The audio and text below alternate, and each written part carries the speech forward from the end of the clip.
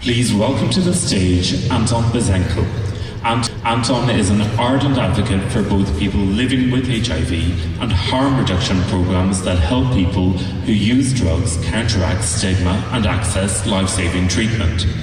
Deeply involved in the programming of several organizations, Anton is chair of the board of the International Network of People who Use Drugs and board member of the Eurasian Key Populations Health Coalition.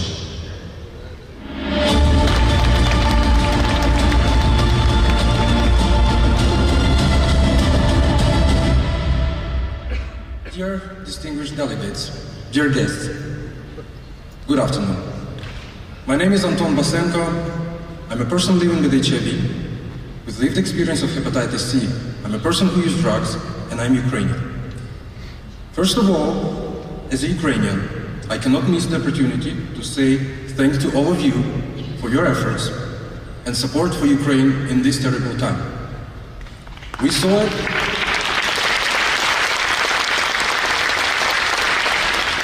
it at the opening ceremony. You came up to express your support and even supported us with donations all the days of the conference. I want you to know, we appreciate it immensely. And with you, we will definitely win.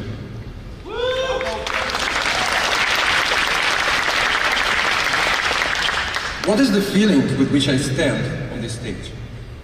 I feel incredibly proud to be the voice of the community at the closing ceremony of this important conference. But at the same time, I feel a great responsibility because every word spoken here matters. Because every word can save someone else's life. A little bit about my life, and I think the numbers will be more illustrative. I'm 44. My adolescence and first experiments were in the mid-90s. I started using psychoactive substances when I was 14 and injecting when I was 16.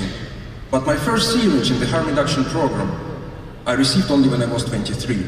And at the same time, I found out that I'm living with HIV and hepatitis C. I had to wait 712 days for my immune system to reach the AIDS stage, to finally be eligible and to get my golden ticket to start ARV. And I had to wait 13 years for hepatitis C treatment when my liver almost reached cirrhosis stage. I survived 6 overdoses, 3 direct denials of medical care and 2 job losses due to my status. I lost 3 close friends due to AIDS-related tuberculosis. Could have been imprisoned 4 times. Had over 15 unsuccessful attempts to treat my drug dependence before I became one of the first patients of opioid agonist therapy in Ukraine. As you can see, I'm still alive and standing in front of you, and I'm sure that this was possible because someone once, in their small workplace or large area of responsibility, put a person first, put me first.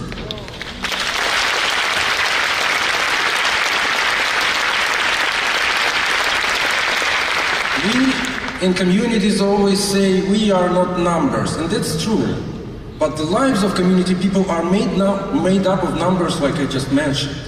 And now imagine that the moment I say this, millions of people from different communities at this very moment are still suffering from their numbers and dying, not waiting, getting rejected, ending up in jail. And all this in 2024. More than 40 years since we know about HIV infection, and just over 5 years to 2030, when the whole world and governments have set themselves the goal of ending the AIDS epidemic. I think we simply have no choice. The time of declarations and beautiful conference title is over. Putting people first is now the sacred responsibility of every government, every policy and decision maker. And it is these people, you are the people. Let me hear you, people. Yeah!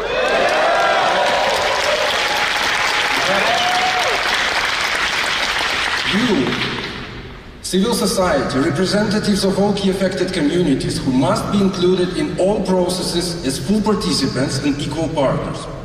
There are no other options, because nothing about us without us.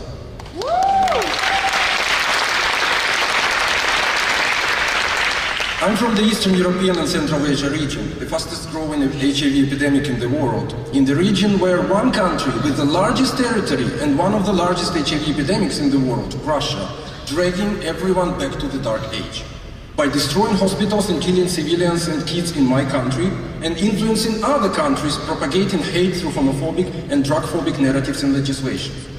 Well, human rights for key populations in our post-Soviet states have always been poor. Criminalization is a fundamental problem and cross-cutting issue for all communities. In recent years, governments in the region, though we also see it globally, have increasingly adopted laws and practices that restrict civic space, threatening human rights, activists, and placing additional pressure on already marginalized populations. LGBTIQ+ people living with HIV, people and women who use drugs, sex workers, people in prisons, indigenous people. KGB and Stasi methods are back. They are used against my colleagues and activists like myself from Azerbaijan, Georgia, Kyrgyzstan, and Belarus. Just imagine, my colleague from APH, the national coordinator of REACT, Human Rights Monitoring System, and well-known Ukrainian human rights activist Maxim Butkevich, who went to serve and defend Ukraine and our European choice and our European values as a volunteer, was captivated and is being held in terrible prisons in Russia for the second year. Remember this hashtag, Free Maxim Butkevich. We are sure if civil society and community organizations disappear due to political pressure, the HIV response in this region and globally will fail. Community leaders in ICA region are now united with call to all potential allies, and I want you to learn and repeat it with me. Rise and decriminalize.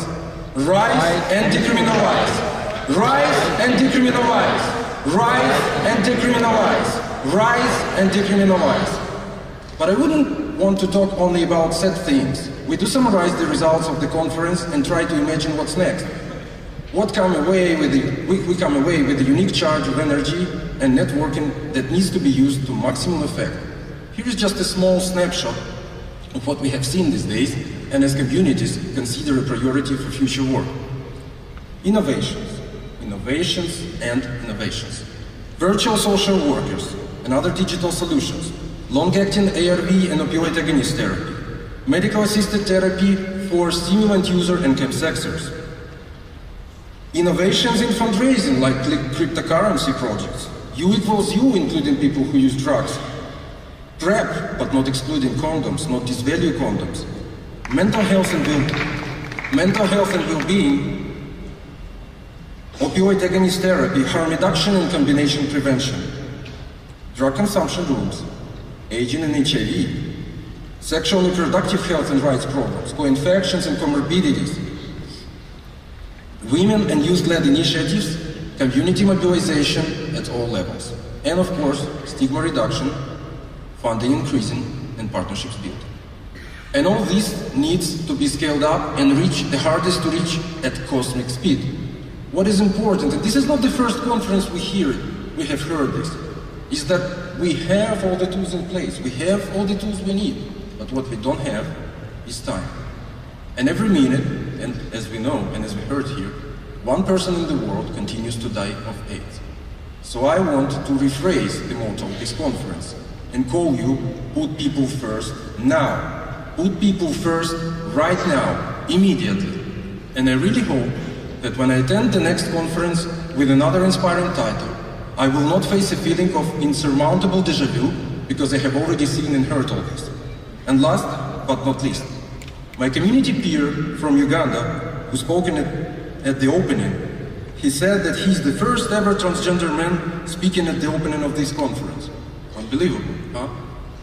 Well, I don't know if I'm the first ever person who used drugs speaking at the closing ceremony, but I'm sure we must keep doing that to hear and see communities in all their diversity and put them first. Thank you for your attention.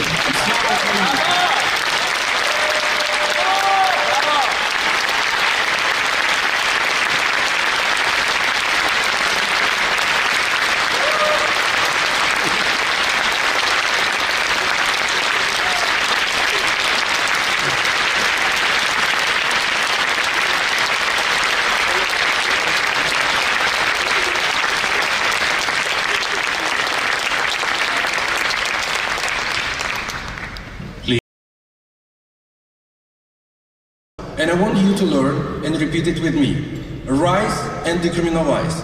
Rise and decriminalize. Rise and decriminalize. Rise and decriminalize. Rise and decriminalize.